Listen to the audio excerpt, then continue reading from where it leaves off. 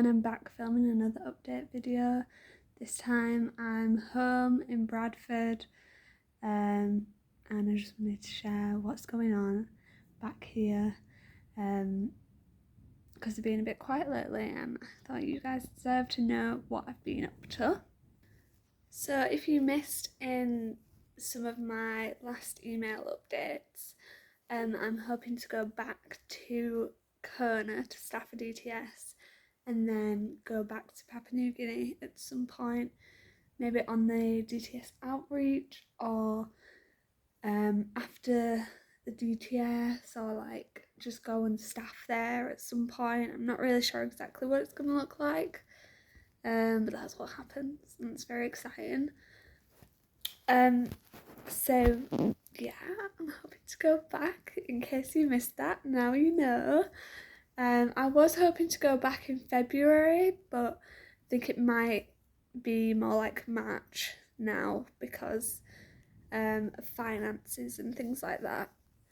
I had been trying to set up an account for this website called Stewardship, which you might have heard of, which basically allows people to send like monthly donations to support you, but it was a super duper long process, way longer than I thought it was setting that up. I had to wait for a letter from people in Kona, which it just took forever with like time differences and just communication. It took a long time to get the letter, but I finally got the letter and I've sent the application in, so that's good, we're getting somewhere. And then once I've got that in, I should be able to start asking people whether they want to support me through prayer and just finances, stuff like that, so that I can get going in March, hopefully, because the school that I want to staff starts in April.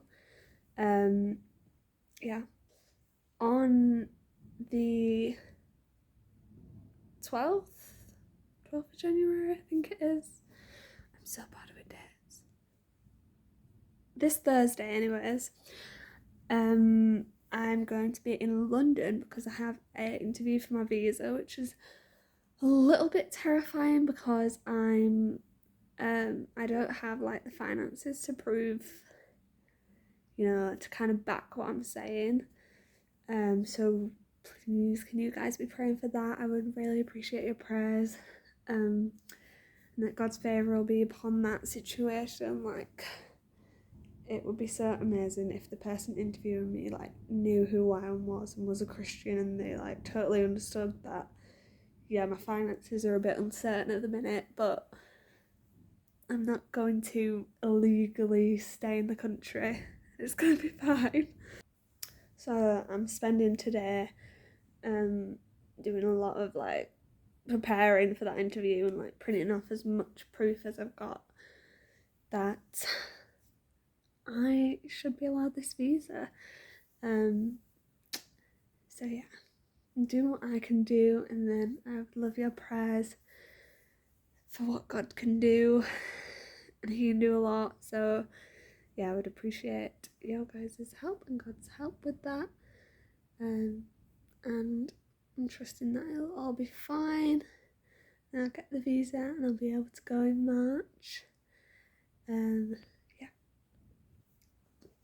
Whilst I've been at home, I was very lucky that my old job took me back, which was just like waitressing at a garden centre nearby. I was very lucky that they took me back because it was quite easy just to like slip back into things, and I remembered how I did everything and everything worked, and I already had friends there. It was a lot easier than starting a new job.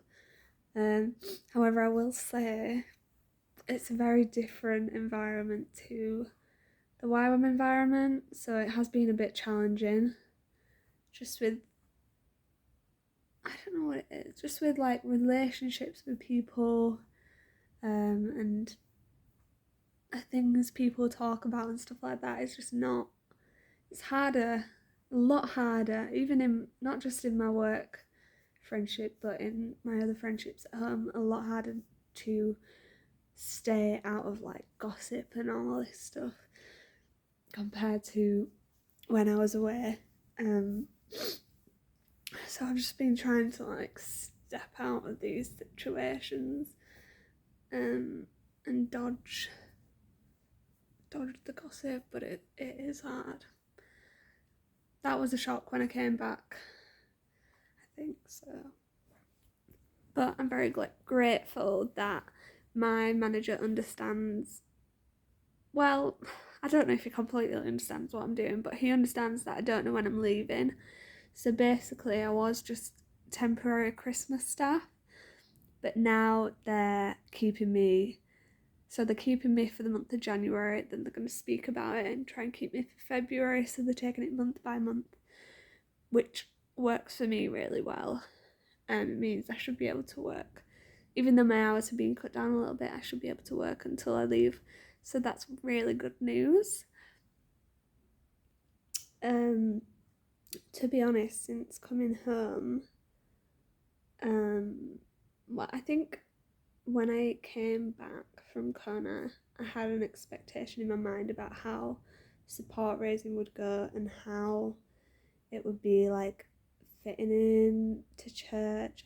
I'll be able to share at church and people will just like want to support me and it will be absolutely fine. It might be a little hard, but I was like, yeah, I'll be able to get there in February.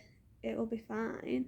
But it's not been going how I imagined it would go in my head. Like I had an idea and an expectation of how it would go being at home. And it's not been like that because I've not been able to share in churches as much. And I've struggled a little bit with making relationships in church. So that was a bit like, I don't know, it was a bit sad that it wasn't how I expected it to go, but I've just been trying to not let that dampen my faith because that's life, that's God, and honestly, the unexpected always happens. That is one thing I have learnt this last year. Like, Papua New Guinea is named the land of the unexpected because you never know what's going to happen, honestly. As you probably know from some of my stories that I've shared.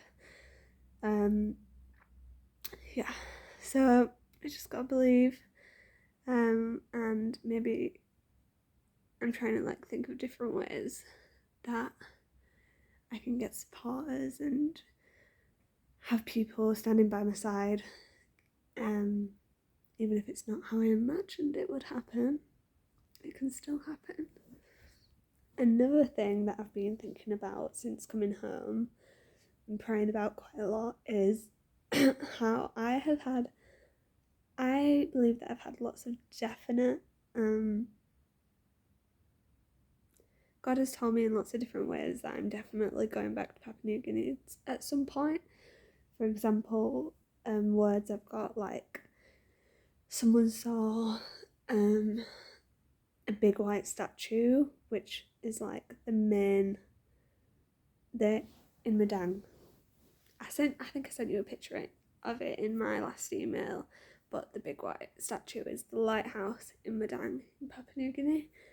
And I've been invited back there by one of the main people, well, the guy who started YWAM ships, and me, and even the whole leaf thing, like me and my mum both saw a picture of like a tropical leaf before I went away, which kind of confirmed me going to Kona. And then in the end, that leaf followed me throughout my whole DTS, and it was in Papua New Guinea as well. Crazy.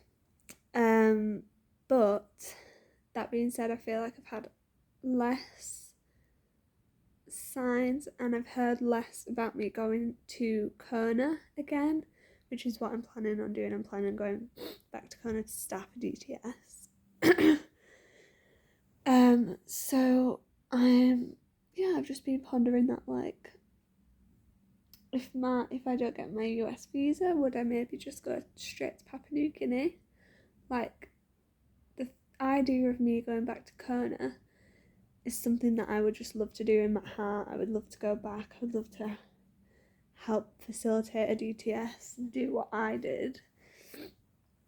Help other people do what I did on DTS and bring a team of people to Papua New Guinea. And I do believe that God puts like the desires on your heart. So maybe that's something. That's just the way He's telling me that, yeah, it's right to go to Kona, but I'm not 100% sure, but I'm still kind of going for it because I don't know what else.